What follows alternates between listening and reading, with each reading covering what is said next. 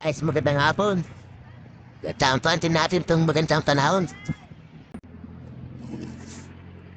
Papalag tayo ngayon, walang ulan. Nung umuwi ako ng Bicol, malakas ang ulan. Sumenya guys, pabalgo tayo ng Laguna. Kasi, pasukan na ng mga bata. So, alasingin ko na guys, pero baliwanag pa. So, ang ganda. Kalula nga lang pag dito sa taas.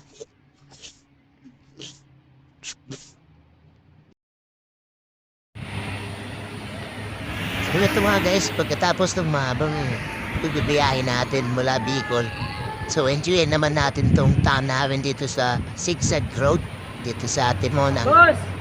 So, nakitingin nga tayo guys, kasi marami namang nag-stop over dito.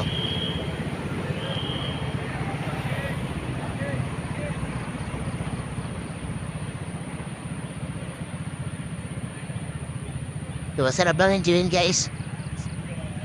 Isa ito sa mga binabalik-balikan dito ng mga nagra-rides. Isa na ako dun para enjoy ng tanawin.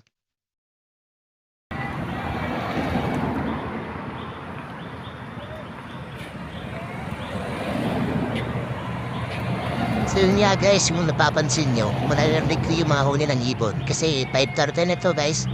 So, yun lamang muna sa ngayon. Maswerte tayo at napadapa tayo na may liwanag.